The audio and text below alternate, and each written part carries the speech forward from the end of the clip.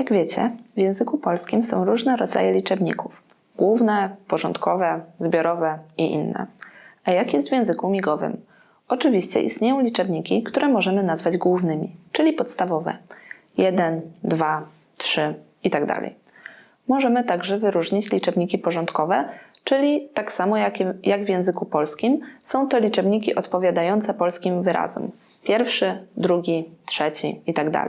Zobaczcie, to jest 1, a to jest pierwszy, czyli dodajemy ruch nadgarstka. Między tymi liczebnikami w języku polskim a w PJM-ie jest taka różnica, że w polskim języku migowym liczebniki porządkowe kończą się na znaku 9. Ok, to było krótkie wprowadzenie. Teraz chciałabym Wam opowiedzieć o czymś znacznie ciekawszym. O czymś, co nie ma odpowiednika w języku polskim. O liczebnikach inkorporowanych. Cóż to jest? Liczebnik inkorporowany to znak, który łączy w sobie informacje zarówno o liczbie, jak i o desygnacie. O liczbie informuje nas liczba pokazanych palców, a o desygnacie ruch i inne parametry. Wiem, że teraz brzmi to trochę abstrakcyjnie, ale teraz pokażę Wam, o co chodzi. Zobaczcie, to jest znak odpowiadający 2 tygodnie.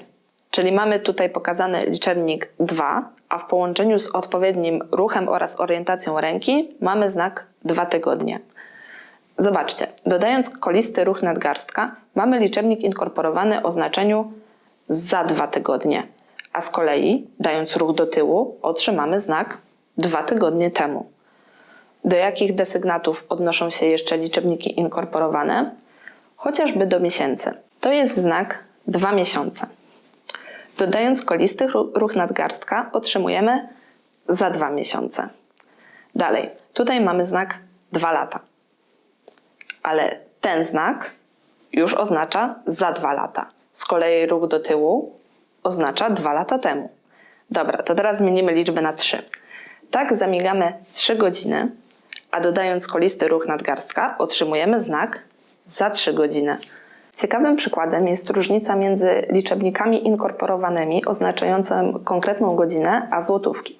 Spójrzcie, tak zamigamy 3, w domyśle godzina 15. Ale wystarczy zmienić orientację ręki i już mamy znak 3 zł. Czego jeszcze mogą dotyczyć liczebniki inkorporowane? Chociażby piętra. Zobaczcie, tak zamigamy 3 piętro.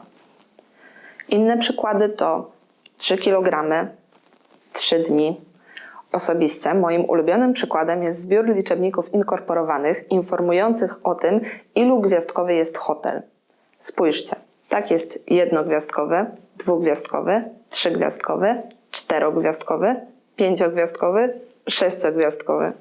Ok, była już praktyka, to teraz wracamy do spojrzenia językoznawcy.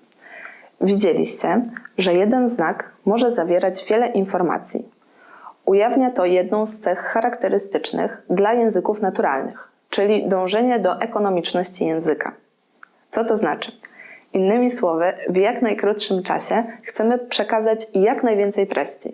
Po co używać 2 lub więcej ilości znaków, skoro w jednym znaku możemy umieścić informacje zarówno o desygnacie, jak i o liczbie. Ze swojego doświadczenia osoby słyszącej, uczącej się PJM-u już będąc osobą dorosłą, mogę powiedzieć, że był to jeden z tych elementów PJM-u, który sprawił mi bardzo wiele trudności.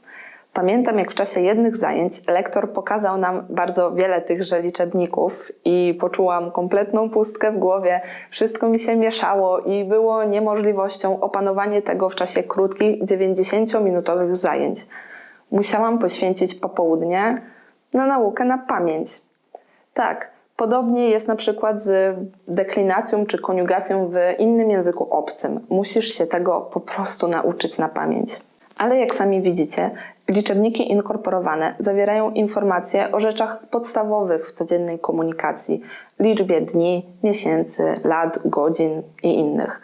Jeśli chcesz dowiedzieć się więcej, zapraszam Cię na film Asi o liczebnikach inkorporowanych oraz zapraszamy na kurs polskiego języka migowego do Centrum Rozwoju Głuchych.